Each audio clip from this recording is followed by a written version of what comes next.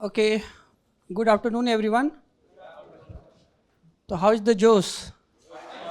Hi. Okay, तो vision IAS की ओर से आप सभी का स्वागत है। तो आज हमारे साथ हैं 3 टॉपर्स, ठीक है। तो एक्चुअली हम ये सेशन ऐसे प्लान कर रहे हैं थोड़ा कि इंडिविजुअली टॉपर अटेंड करेंगे डिफरेंट सेक्शन, ठीक है। फिर एंड में क्वेश्चन एंड आंसर राउंड करेंगे यहाँ पे बैठ के सबके साथ। तो जिनकी क्वेरीज होंगी तो उसी में पूछ लीजिएगा, बीच में हम लोग अवॉइड करेंगे क्वेरीज वैसी, ठीक है। ओके, तो हम थोड़ा इंट्रोडक्शन कर लेते हैं। हमारे साथ हैं सबसे पहले गौरव सर, आप लोग सभी लोग जानते ही होंगे।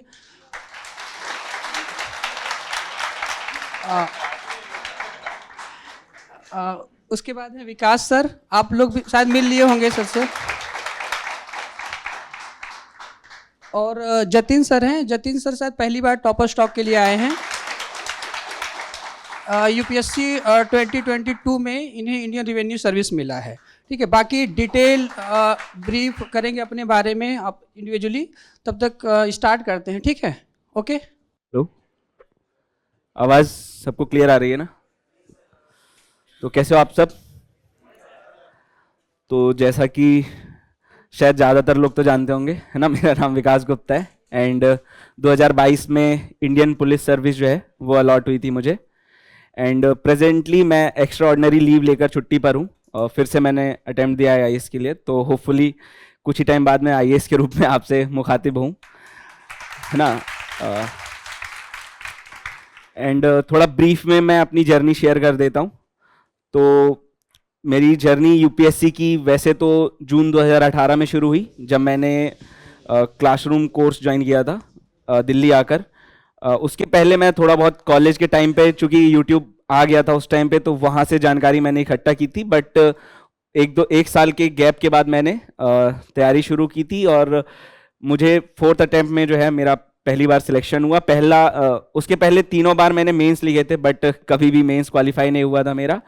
4th अटेम्प्ट में जाके मेरा फाइनली पहली बार इंटरव्यू कॉल आया और फाइनली सिलेक्शन भी हुआ। इसके साथ ही मैंने कई स्टेट सर्विस के भी मेंस वगैरह दिए थे। एंड एक ही चीज़ जर्नी में पॉजिटिव और नेगेटिव दोनों कह सकते हैं कि हर बार प्रीलिम्स निकलता था तो वो पॉजिटिव था, मेंस फेल होता था तो वो नेगेटिव था।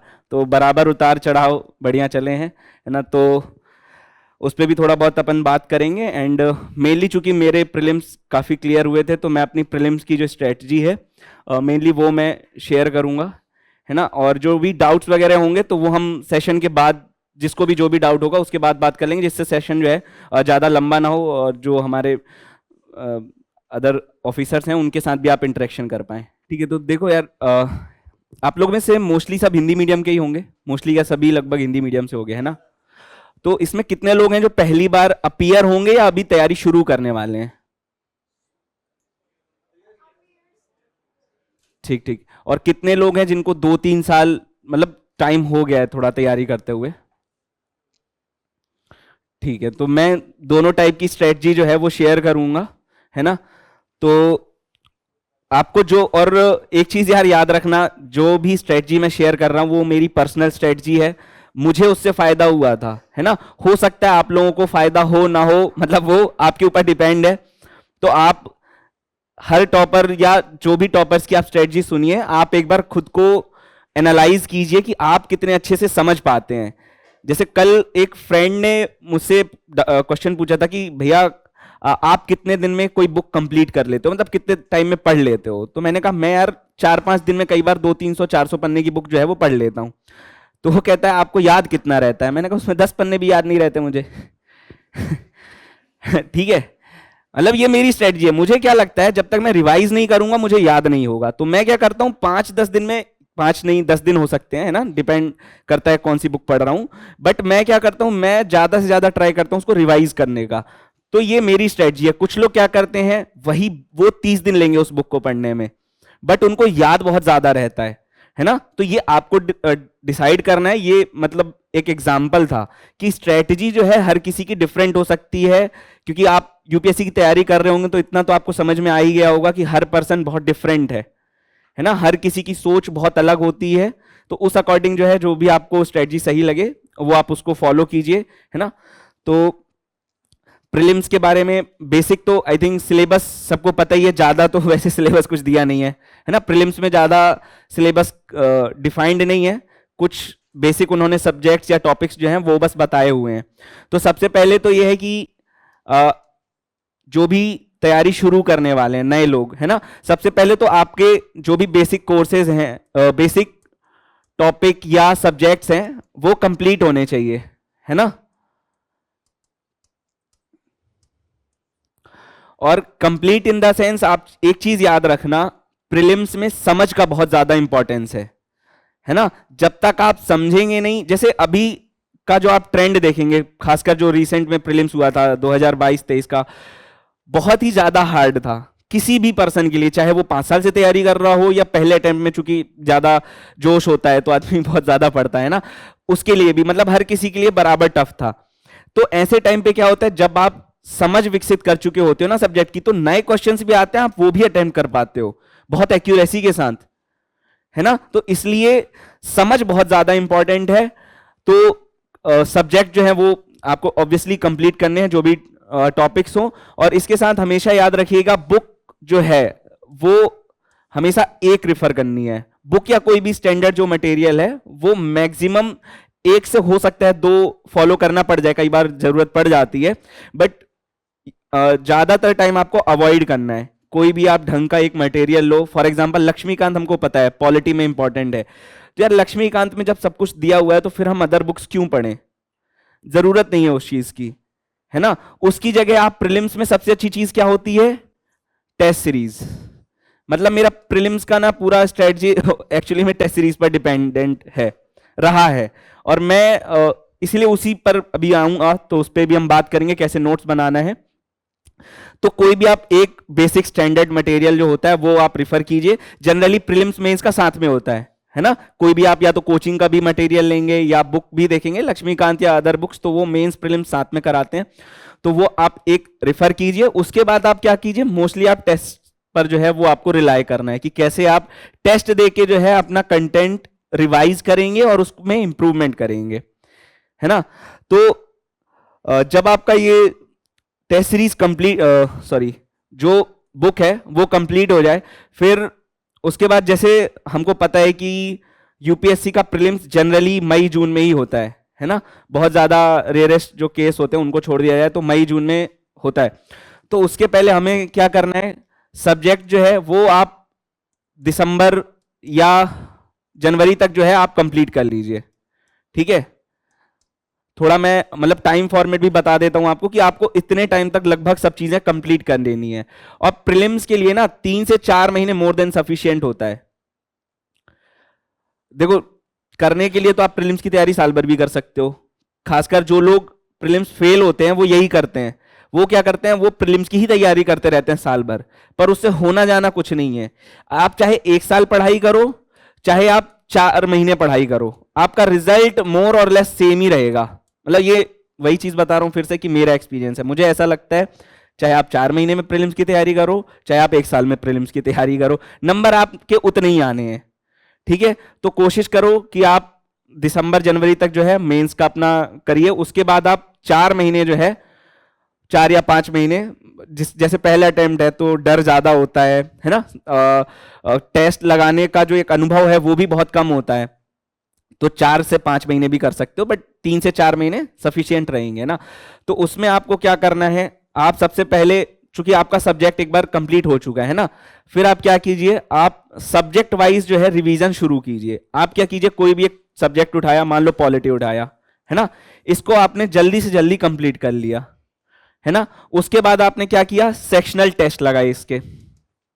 ठीक है, सेक्शनल टेस्ट लगाए। सेक्शनल टेस्ट जब आप लगाओगे तो आपको समझ में आएगा कि आपने वाकई में कितना समझा है लक्ष्मीकांत से।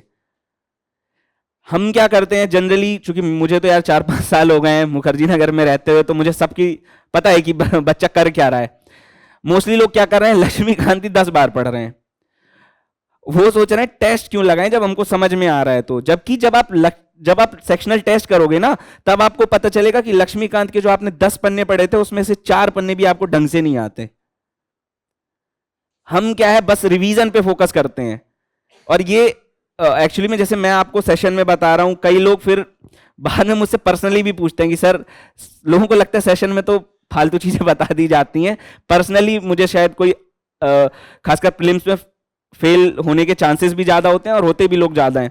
तो लोग क्या करते हैं, पर्सनली आके पूछते हैं कि सर कुछ ऐसा बता दो कि सच में प्रीलिम्स निकल जाए।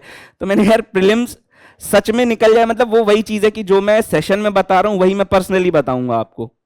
बस क्या होता है ना, जब आप पर्सनली किसी को बोलते हो ना कि भाई टेस्ट लगा, तो लोगों को लगता है हाँ अब लगाता हूं। टेस्ट में इन जनरल, चूंकि मैं सबको सभी जो ऑडियंस है उनको एड्रेस कर रहा हूं, तो जनरली लोगों को लगता है यार ये सबके लिए है, मेरे लिए कुछ अलग सर बता देंगे। तो ऐसा कुछ नहीं होता। टेस्ट सीरीज बहुत इंपॉर्टेंट है ना। जब आप, वही चीज मैं बता रहा हूं, जब आप सेक्शनल टेस्ट लगाओगे ना, तब आपको समझ में आएगा कि इकोनॉमिक्स के आपके कितने कॉन्सेप्ट्स वीक हैं। तब आपको समझ में आएगा कि लक्ष्मीकांत 10 बार पढ़ने के बाद भी आपको नहीं पता संसद में एक्चुअल में कार्यवाही कैसे हो रही है। ठीक है, तो आप क्या करो, आपका एक सब्जेक्ट कंप्लीट हुआ, आपने 1 या 2 सेक्शनल टेस्ट लगाए, उसके बाद आप नेक्स्ट सब्जेक्ट में आओ, वो टेस्ट लगाओ। और एक चीज याद रखो, जब भी तैयारी शुरू करो तो एक टाइम फ्रेम होना चाहिए। ठीक है, और ये मैंने अपने, मतलब कई बार मैंने ये बोला भी है कि टाइम फ्रेम होना चाहिए, फॉलो बिल्कुल नहीं होता है ना। मतलब होगा ही नहीं यार, पॉसिबल ही नहीं है। मतलब अगर आप फॉलो कर रहे हो मतलब आप सही से बना नहीं रहे हो। तो लेकिन क्या है ना, जब आप टाइम फ्रेम बनाओगे तब आपको पता रहेगा कि आपको कितने टाइम में कंप्लीट करना है और कितना आप कम कर रहे हो, कितना आप फेल हो रहे हो, कितना आप अच्छा कर रहे हो, वो पता कैसे चलेगा। कोई बेंचमार्क तो होना चाहिए ना। आपको 4 महीने का मैंने बोला टाइम, तो 4 महीने में आपको दिन पता होने चाहिए, कितने दिन आपको क्या क्या पढ़ना है, कितने दिन आपको टेस्ट सीरीज लगानी है, कितने दिन आपको रिवीजन करना है। दोनों का ऑप्टिमम बैलेंस होना चाहिए। और एक चीज ये भी है कि जो लोग 2-4 साल से तैयारी कर रहे हैं ना, वो तो केवल टेस्ट सीरीज भी लगाएंगे तो भी उनका चल जाएगा। जो लोग 2-3 या 4 साल से कर रहे हैं, किसी वजह से अगर उनका प्रीलिम्स नहीं हो रहा है, तो वो खाली, अगर मैं, मतलब ऐसा, वही चीज मैं बार बार रिपीट कर रहा हूं, मुझे ऐसा लगता है कि आप ना 4 महीने केवल हर दिन टेस्ट लगाओगे ना, तब भी आपके जितने पिछले साल नंबर आए थे ना, उससे बहुत इंप्रूवमेंट आपको दिखेगा। ठीक है, इतनी ज्यादा इंपॉर्टेंस है टेस्ट सीरीज की, है ना। तो आप क्या करो, टाइम फ्रेम बनाओ अपना कि भाई इतने दिन में मुझे कोई टॉपिक कंप्लीट करना है, और टॉपिक कोशिश करो केवल एक बार कंप्लीट करो, केवल एक बार आप रिवीजन करो, है ना। उसके बाद क्या किया आपने, सेक्शनल टेस्ट लगाया, फिर आपने सेकंड टॉपिक कंप्लीट किया। ठीक है, मान लो सेकंड टॉपिक्स आपने इकोनॉमिक्स जो है वो कंप्लीट किया, उसके बाद फिर आप उसके सेक्शनल टेस्ट लगाओ। इस तरीके से जब जो मैक्सिमम बड़े बड़े सब्जेक्ट्स हैं उनके जब आप सेक्शनल लगा लो, उसका रिवीजन कर लो, उसके बाद आप केवल एफएलटी लगाओ। उसके बाद आओ आप एफएलटी में, और एफएलटी में जो है आप लिमिट मत रखो कि एफएलटी में कितनी लिमिट रखनी है। एफएलटी जितने टाइम बचे उतने टाइम आप सिर्फ एफएलटी लगाओ।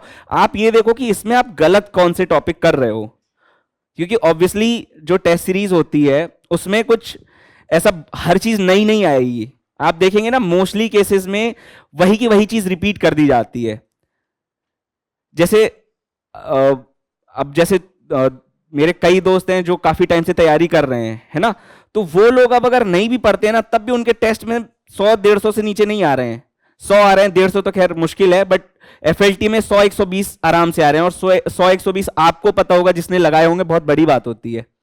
जब मैंने अपना पहला टेस्ट लगाया था, मतलब एफएलटी या ओपन टेस्ट लगाया था, मेरे 26 मार्क्स थे। और तब जब मैं 1 साल तैयारी कर चुका था, ऐसा नहीं था कि हवा में लगाया था, मैंने बहुत मेहनत करके बहुत सोच समझ के लगाया था, 26 नंबर आए थे, है ना। तो एफएलटी में 100 नंबर बहुत बड़ी बात है, लेकिन वो दोस्त बिना मतलब वो चाहे जब लगा रहे हो 100 नंबर उनके आ रहे हैं। क्यों आ रहे हैं? क्योंकि वो टेस्ट सीरीज वाले भी वही का वही चीज रिपीट कर रहे हैं। तो आपको क्या होगा, मोस्टली रिवीजन जो है ना वो आपका टेस्ट सीरीज से ऑलरेडी हो जाएगा। फिर क्या करोगे, आपको जो टॉपिक जो है समझ में नहीं आ रहा, कोई मोस्टली क्या होते हैं, स्टैटिक सब्जेक्ट होते हैं, जैसे इकोनॉमिक्स है।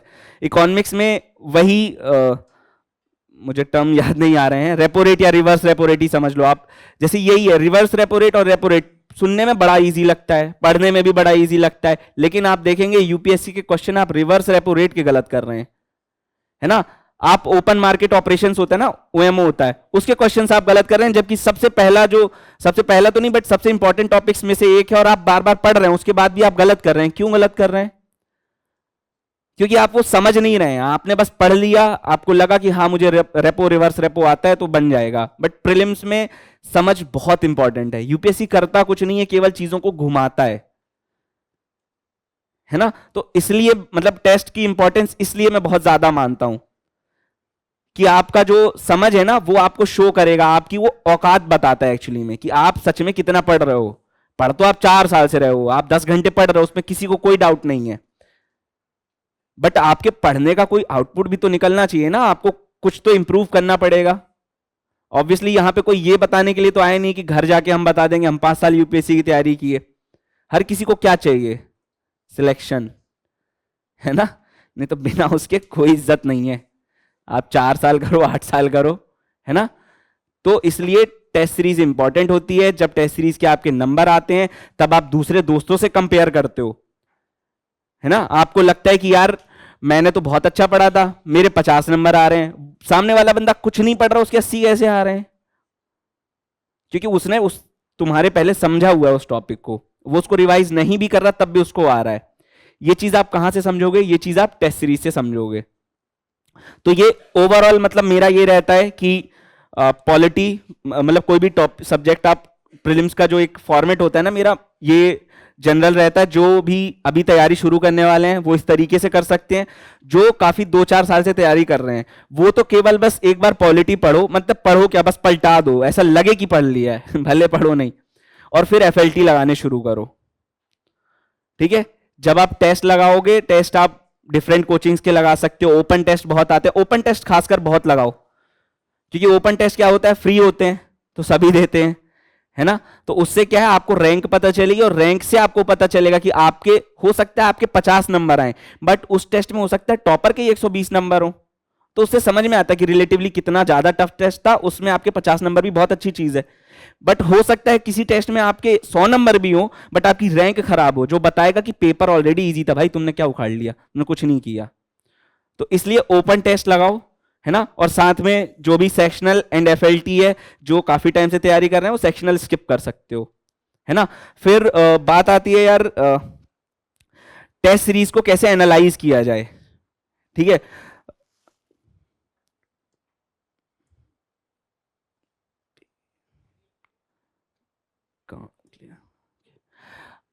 तो अब क्योंकि प्रीलिम्स की स्ट्रेटजी मोस्टली मेरी टेस्ट सीरीज पे ही बेस्ड रही है। हर बार क्या होता है, मेरा प्री क्वालिफाई हो जाता था तो मेंस में लग जाता था मैं, तो मेरे को रिवाइज करने का टाइम ही नहीं मिलता था। तो मुझे मोस्टली क्या करना होता था कि मैं प्रीलिम्स के लिए टेस्ट सीरीज पर ही रिलाई करता था। इसलिए मैं टेस्ट सीरीज से रिलेटेड आपको बता सकता हूं कि किस तरीके से जो है आप एनालाइज करो टेस्ट सीरीज को, कैसे उसके नोट्स बनाओ जिससे आपको ज्यादा से ज्यादा जो है वो आउटपुट मिले, ठीक है। तो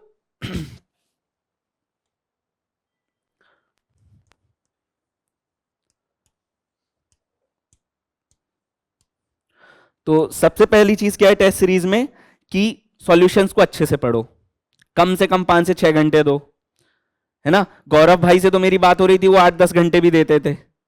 मैं मिनिमम 5-6 घंटे की बात बोल रहा हूं, क्योंकि 100 टॉपिक्स हैं उसमें, और एक टॉपिक के अंदर भी ये लोग क्या करते हैं, पूरी बुक का पूरा टॉपिक छाप देते हैं। मैं इसलिए बोल रहा हूं कि आपको बुक पढ़ने की जरूरत ही नहीं है, सामने वाला पूरा का पूरा पन्ना छाप दे रहा है लक्ष्मीकांत का, आप क्यों पढ़ रहे हो बुक। वो एक क्वेश्चन के अंदर 5, चूंकि उसने 4 ऑप्शन दिए, उसको 4 ऑप्शन समझाने पड़ेंगे कि क्यों 4 ऑप्शन गलत हैं। केवल वो सही नहीं बताएंगे, वो ये भी बताते हैं कि वो गलत क्यों है। तो इसलिए सबसे पहली चीज तो जो टेस्ट सीरीज में आएगी, आपको समझना इंपॉर्टेंट है कि आप जो भी है उसको अच्छे से समझो, है ना, पढ़ो या समझो, ठीक है। दूसरा जो चीज आएगा वो होगा सर्च करना, है ना।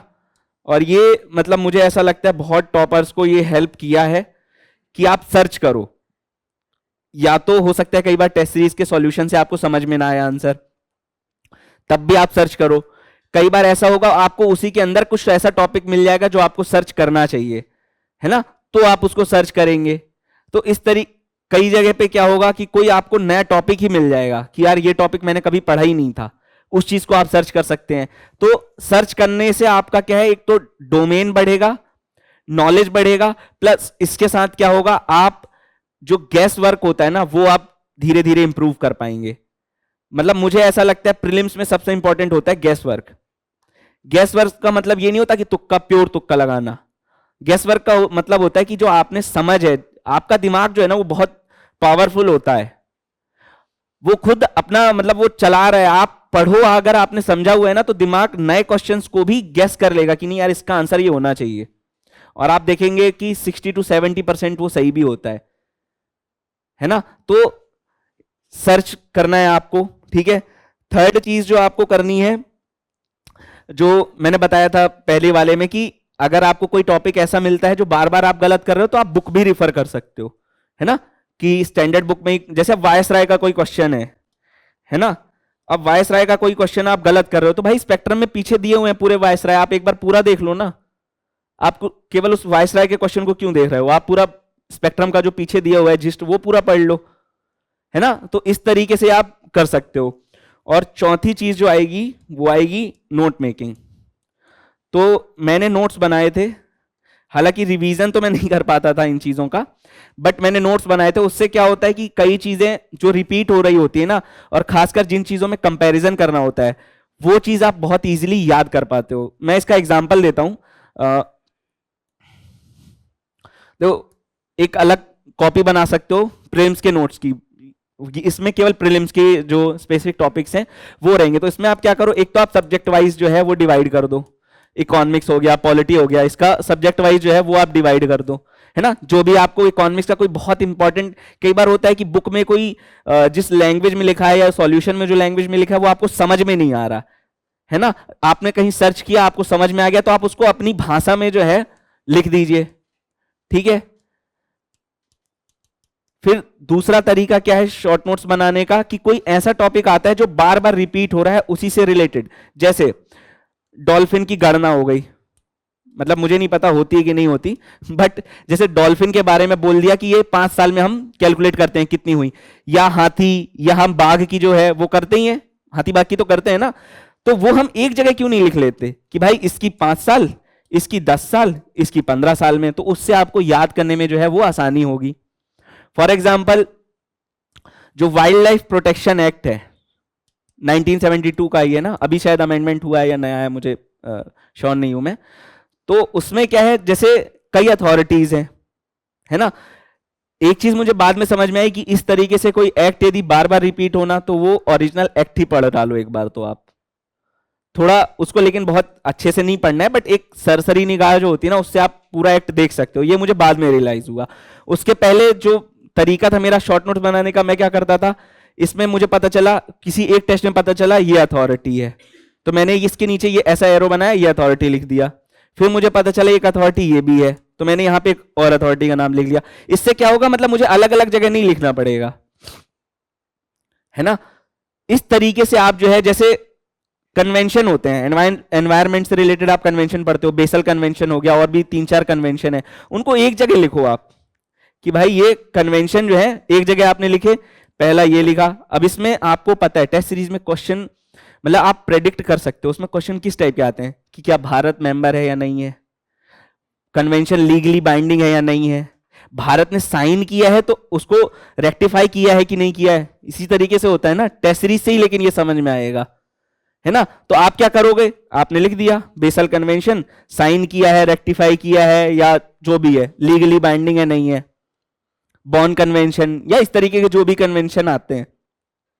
तो इस तरीके से जो है आप शॉर्ट नोट्स बनाते हो। इससे क्या होता है ना, कंपैरिजन कर पाते हो आप। जब आप कंपैरिजन करते हो तब चीजें आपको क्लियर रहती हैं, क्योंकि प्रीलिम्स में मतलब ज्यादातर टाइम क्या होता है, हमको पता होता है, हमने ये टॉपिक कहीं तो पढ़ा होता है, बट हम श्योर नहीं हो पाते कि ये लीगली बाइंडिंग था या नहीं था, क्या भारत ने केवल साइन किया था या रेक्टिफाई भी किया था। तो ये कहां से होगा, ये तब होगा जब आप कंपेयर करोगे, जब आप उसको अच्छे से समझोगे। तो इसलिए जो है प्रीलिम्स के नोट मेकिंग जो है वो इंपॉर्टेंट हो जाती है ना। तो ये ओवरऑल स्ट्रेटजी रहेगी आपके लिए प्रीलिम्स की।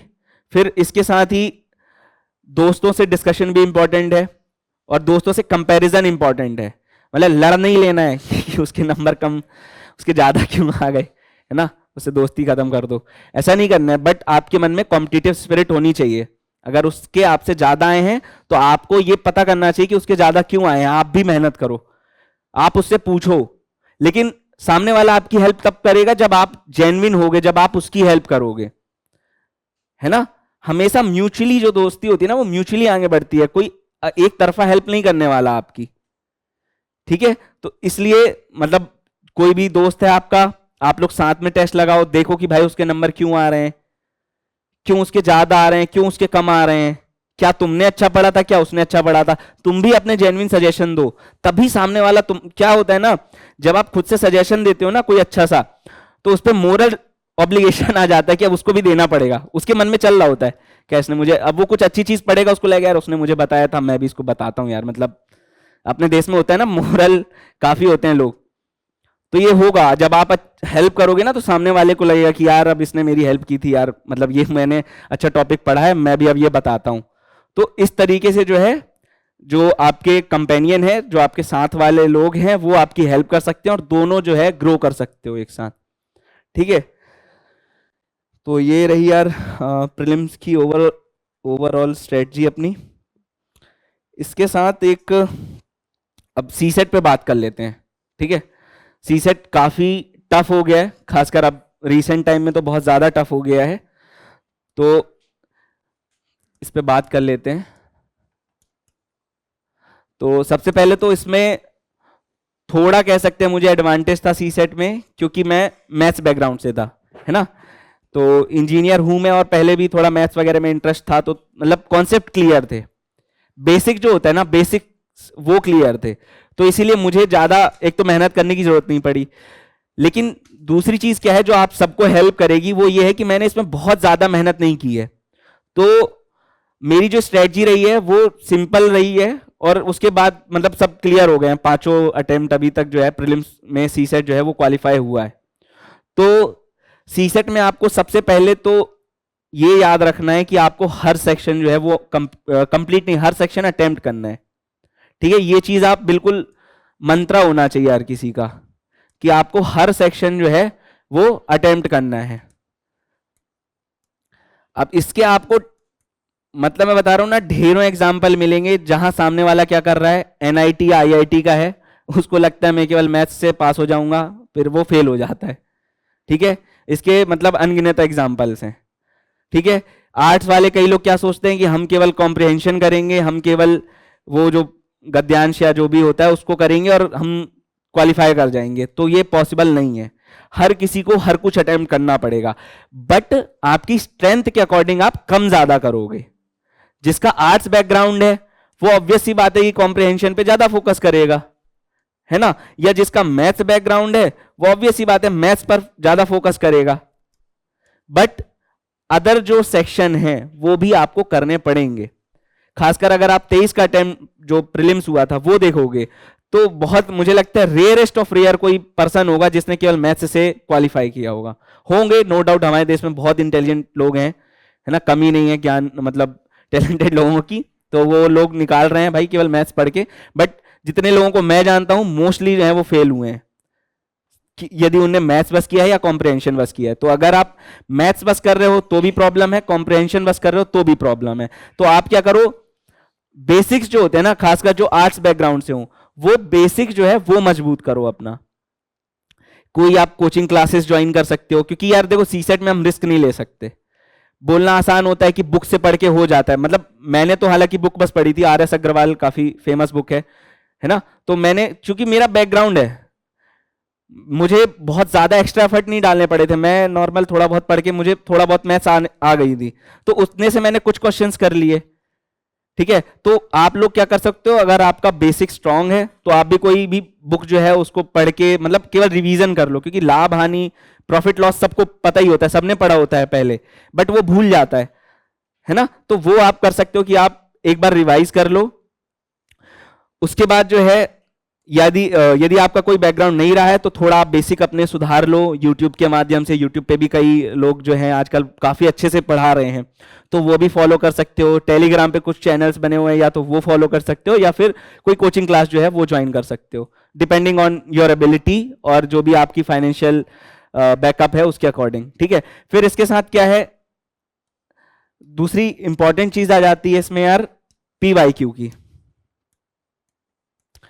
मतलब पीवाईक्यू इज अ मस्ट, है ना, बहुत इंपॉर्टेंट है पीवाईक्यू सीसेट में। मतलब मैं हर बार पिछले जितने साल के सीसेट हो जाते थे करता था, क्योंकि ऑब्वियसली मेरा अटेम्प्ट बढ़ेगा तो सीसेट भी बढ़ जाएगा, है ना, तो मैं वो पूरे पीवाईक्यू जो है वो लास्ट में सॉल्व करके जाता था, क्योंकि उससे सबसे इंपॉर्टेंट चीज क्या है, आपका जो कॉम्प्रिहेंशन वाला पार्ट है ना वो स्ट्रांग हो जाएगा।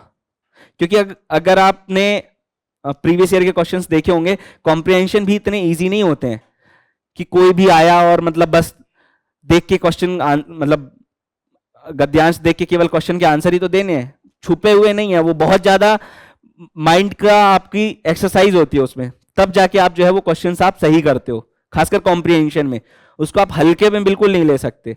तो उसके लिए सबसे अच्छी चीज क्या है, आप क्या करो, एक कोई भी सॉल्व्ड बुक लो, है ना, सीसेट की, पहली चीज। दूसरी चीज आप क्या करो, पीवाईक्यू का ऑफिशियल पेपर डाउनलोड करो, जो भी यूपीएससी खुद डाल देती है पीडीएफ उसकी, आप उसको सॉल्व करो।